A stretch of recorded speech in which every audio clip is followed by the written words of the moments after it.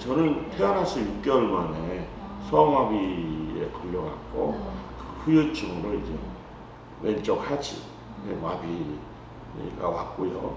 그 오른쪽도 약간의 마비는 있어요. 운전을 할 수 있을까? 운전이 될까? 이런 고민을 많이 했었죠. 3, 40년 전만 해도 다 수동이었어요. 그런 거는 아예 운전 용도에도 생각을 못했고, 자동 클러치가 나오면서 장애인도 이제 운전을 할 수 있겠다, 이런 생각을 많이 하게 된 거죠. 저도 이제 그런 사람 중에 하나입니다. 장애인의 이동권 보장이 있어서 가장 큰 어려움은 뭐라고 생각하세요? 공간을 마음대로 자기가 이제 쓸 수 있다라는 거는 통합적인 사회에 있어서 가장 필요한 게 이동권이라는 거죠. 그 중에서도 가장 중요하다라고 생각하는 거는 인식의 문제인 것 같아요. 인식. 사실 계단은 되게 효율적입니다. 공간에 있어서.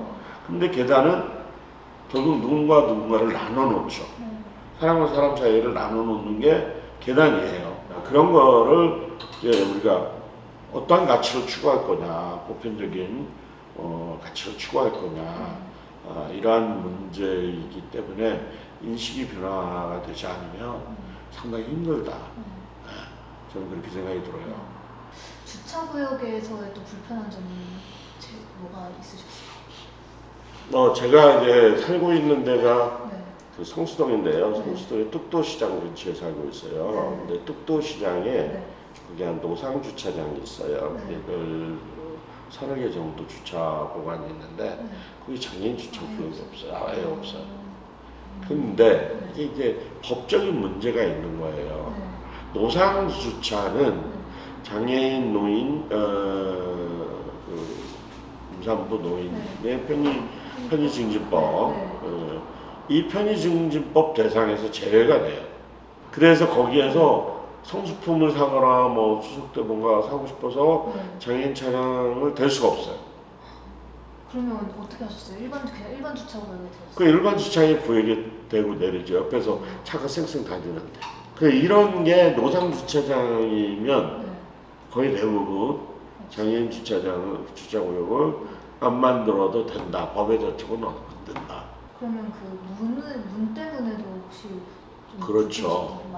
문이 무거워서 열기 힘든다든가. 사실 그 전동 휠체어를 타고 가면은 이렇게 휠체어를 타고 가든 전동 휠체어 타든 목발이든 여하간 문이 자동문이 아니면 힘들어요. 잡고 이걸 이거 오늘은 이거 밀어야 되나, 안으로 당겨야 되나, 아니면 전동 휠체어를 이걸 밀어야 되나, 아니면 목발이면은 목발로 이거 어떻게 기대서 열지? 이런 고민을 항상 문 앞에서는 하게 되죠. 그래서 그런 것들은 정말 자동문이 아니면 해결이 안 돼요. 이제 차량 구매할 때 제공되는 그 지원 혜택이 있긴 있더라고요. 그래서 혹시 이거에 대해서 좀 충분하다고 생각하시는지? 외국 같은 경우는 아예 지원이 돼요. 장애인들이 이동 지원을 위해서 이게 필수 사항이기 때문에 외국은 차량의 일부든 아니면 전부든 그게 그 사람한테 정말 필요한, 이동을 위해서 반드시 필요한 그러한 도구다라고 하면 차량의 지원을 해줘요. 한국은 차량 지원이 전혀 없죠. 그냥 세금 감면만 있는 거예요. 좀 부족함을 느끼죠. 사실 중증 장애인 분들은 그렇게 수입이 많은 사람들이 없거든요. 생계에서 기초생활 수급권자라든가 아니면은 생계를 하더라도 저임금으로 생활을 한다든가 이런 분들이 많은데 가족 같은 경우도 있잖아요. 그 사람을 위해서 병원을 다녀야 되고 하루에 한 번씩 병원을 간다든가 여러 군데의 어떤 활동을 하려면 반드시 차가 필요할 거 아니에요. 그러면 자기가 살 수가 없는데 차가 없으니 거의 외부를 못 나가는 거예요. 그래서 특별 교통수단이 있긴 있지만 그런 부분에 있어서 외국 같은 경우는 차량을 아예 구입할 수 있는 여건을 만들어준다. 장애인 운전자 하려면 뭐 예를 들면 핸드 컨트롤러나 핸드 컨트롤러. 보조기기가 이제 차량이 이제 옵션처럼 필요하잖아요. 예. 우리가 새로운 거를 사다가 그거를 공장에 맡겨서 거기서 이렇게 뭐 만들고 막 이렇게 하는 게 아니라 장애인이 구입을 한다. 네. 그러면 이제 정부에서 지원을 해주잖아요. 네. 내가 이제 옵션으로 뭐 핸드 컨트롤러가 필요하다, 아니면 뒤에 리프트가 필요하다, 경사로가 필요하다 이런 거를 선택하게 하고, 그러면 그걸 출고할 때 아예 그렇게 되어서 그렇게 나온다는 거죠. 저한테. 그러면 새 차로서 그대로 그 장애인용 차량을 그대로 받을 수가 있잖아요. 근데 현재는 그게 안 돼 있는 거죠. 네. 자동차세 면제, 등록세 및 취득세 면제 이렇게 돼 있다고 하는데 혹시 이것도 제한이 있는 거 같아요? 네, 제한이 있죠. 이제 고급 승용차는 장애인이 타면 안 된다. 그걸 탈 정도가 되겠냐? 오래전에 나왔던 거예요. 이게 아주 오래전, 이 기준이? 예, 오래전에 이제 만들어져서 그게 지금까지 이어지고 있는 건데, 사실 요새 2000cc 이하 차량이 얼마나 있겠어요. 이제 제도적 변화가 필요한 거예요. 미국에서도 어쨌든 운전면허를 따고 차량을 이제 끌고 다니신 거잖아요. 네네네. 저희 이게 한국과의 차이점이 있어요. 미국은 차량이 그 우리처럼 뒤로 타는 게 아니라 옆으로 타요. 전동유체가 올라타면 거기서 이제 방향을 틀어서 이제 앞을 볼 수 있도록 하고 앉고 다시 나올 때는 또 앞으로 내리고. 그게 왜 그러냐면은 차량이 이제 주차구역이 옆으로 그만큼 공간을 확대해서 이렇게 그러니까 이제 면적이 크단 말이에요. 그 리프트 저렇게 경사로를 빼서 뒤쪽으로 빼서 이제 전동유체가 올라가게 돼 있는데 외국은 옆으로 돼 있는 게 많아요. 뭐 버스도 옆으로 이제 슬로프가 내려오고 이렇게 돼 있고요. 만약에 장애인 차량이라는 걸 안다면 그만큼의 어쨌든 배려가 있을 수도 있잖아요. 미국의 경우는 가운데 있어도 좀 더 장애인 표시가 운전석 왼쪽, 왼쪽 사이드에 이렇게 붙이게 돼 있거든요. 근데 이게 어떤 차량은 코팅을 해버리는 경우도 있어요. 그래서 잘 안 보이는 경우도 있고요. 또 내려서 그 확인을 해야 되는 경우도 있어요. 장애인 차량이냐? 곁에서 보면 잘 몰라. 다가가서 이렇게 봐야 돼요. 그러면 이제 거기에 이제 그 장애인 그 주차 표시가 숨어 있더라고요. 근데 이제 이거는 저는 좀 잘못된 거라고 보거든요. 어차피 장애인 주차 구역이 있고 장애인이 탈 거라면, 장애인 차량이 주차할 거라면 장애인 표시는 보여야 된다.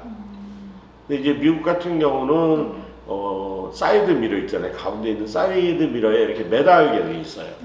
크지도 않은데 앞에서 보면 분명하게 보이거든요. 사이드 미러에 이제 매달려 있으니까 분명하게 보이거든요. 왜 우리도 이렇게 바꾸면 좋지 않을까? 2015년에 우리는 비핵화 인증제가 법제화된 것을 알고 있는데 이 배경과 의의에 대해서 조금 설명해 주시면 좋겠어요. 2008년 7월부터 BF 인증이 시작이 됐는데 완전한 이제 자율제도로 시작을 했어요. 왜냐하면 그때는 이제 장애인 차별금지법 이런 부분들이 이제 도입이 되다 보니까 사실상 건물주 그러니까 이제 공공시설주라든가 민간시설주라든가 이런 입장에서 본다고 하면은 장애인들 편의법에 의해서 최소한의 편의시설을 설치하게 되면은 장애인 차별금지 및 권리구제에 관한 법률에서는 차별의 여지가 있다라는 걸로 판단이 날 가능성이 굉장히 높은 거예요.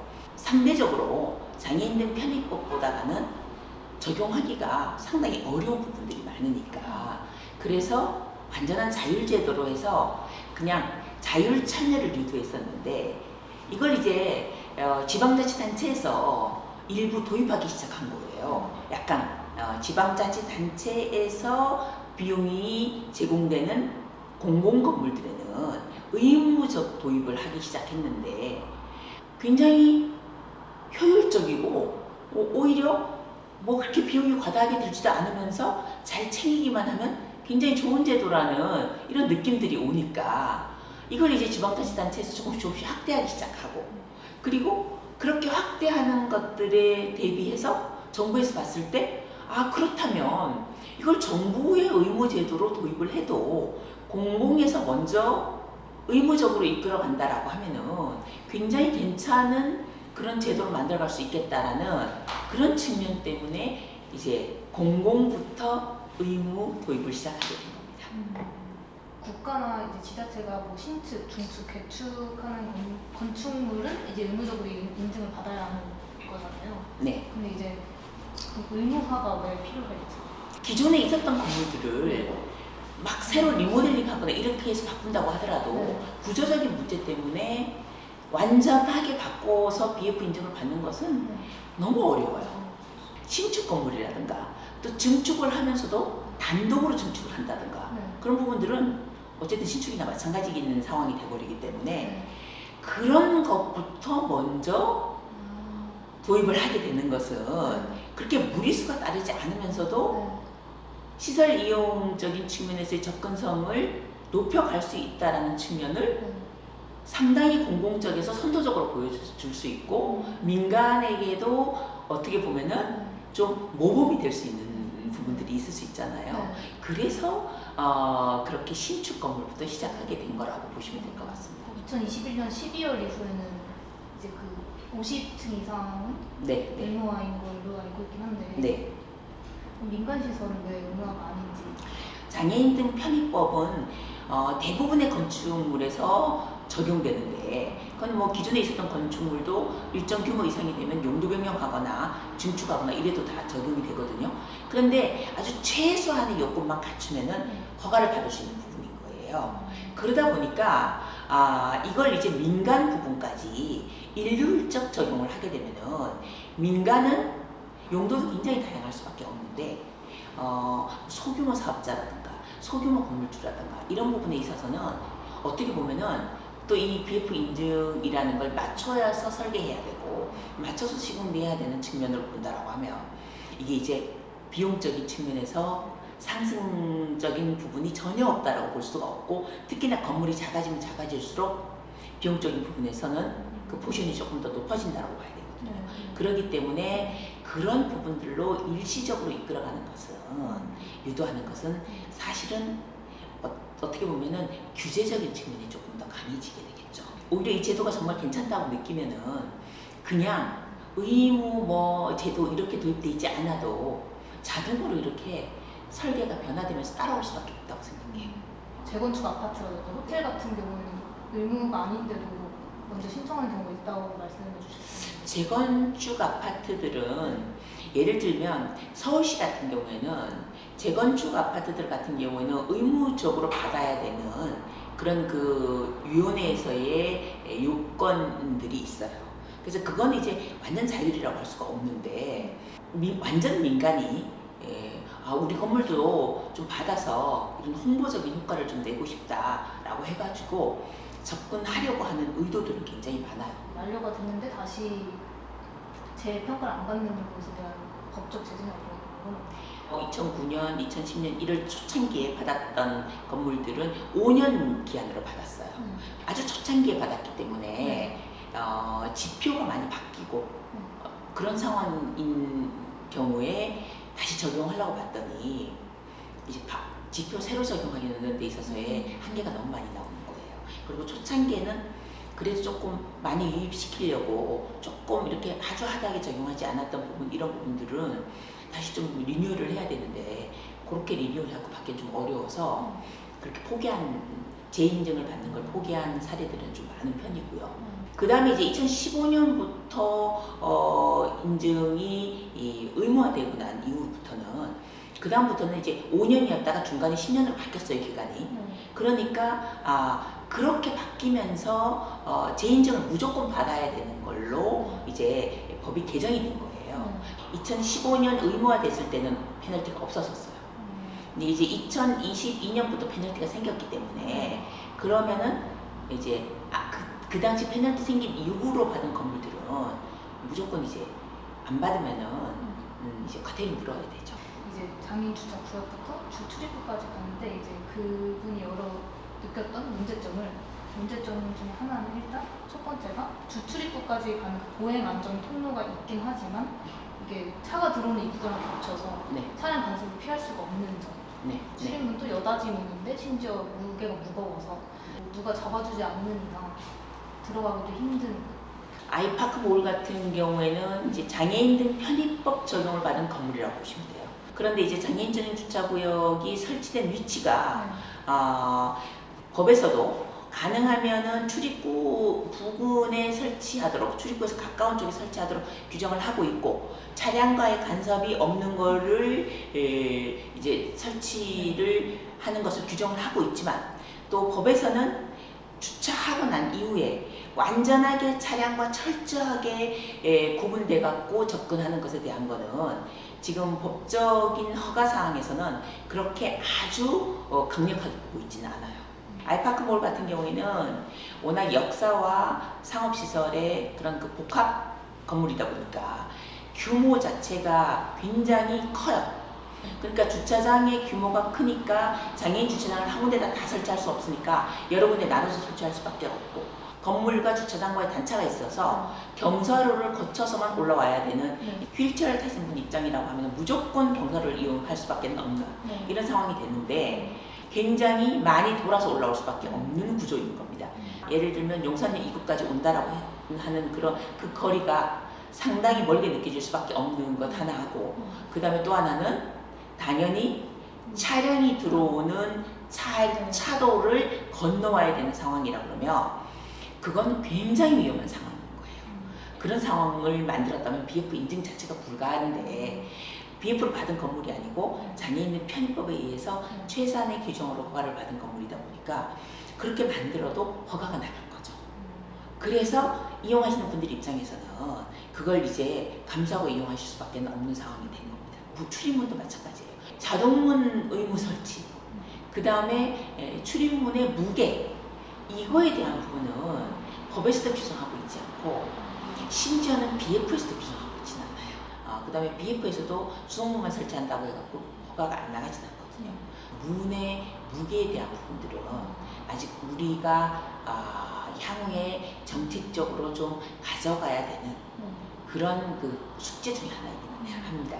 이번에 SK텔레콤은 그 보행 안전 통로부터 해서 주 출입구까지 차량 간섭은 없었고, 이제 문도 여닫이 문이긴 했지만 좀 가벼운 재질이었고 그랬는데, SK텔레콤은 좀 어떻게 보시나요? 민간 단독 건물들 같은 경우에는 첫째는 그렇게 복합 뭐 쇼핑몰하고 역사가 이렇게 민자 역사들이 복합적으로 되어 있는 건물보다는 일단은 주차 대수가 적고, 그리고 규모가 뭐 굉장히 좀 크다고 하더라도 층별로 굉장히 장애인 주차구역을 출입구 앞쪽에다가 분산 배치를 할 수가 있는 그런 여력들이 좀 있습니다.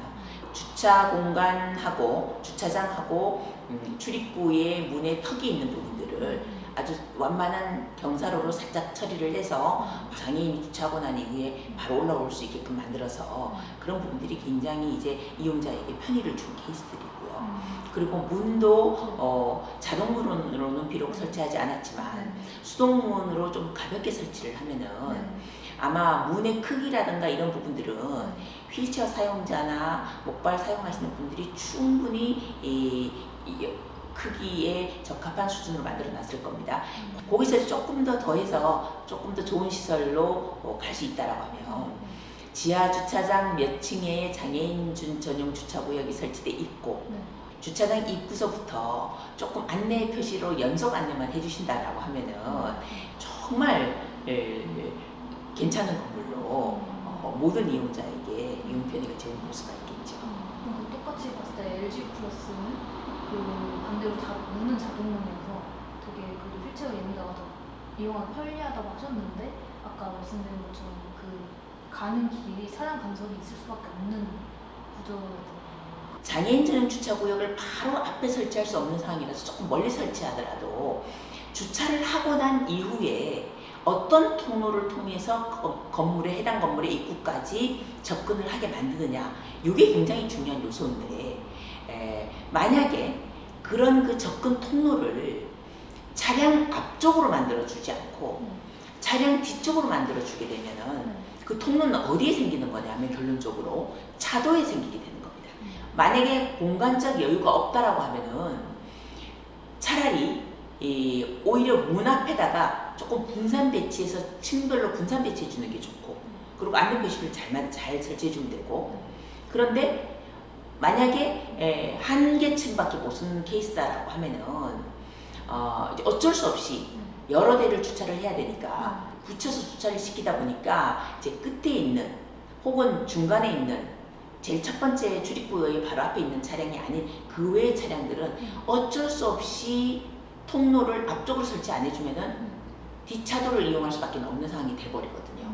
근데 그런 방식은 굉장히 위험한 방식인 거죠.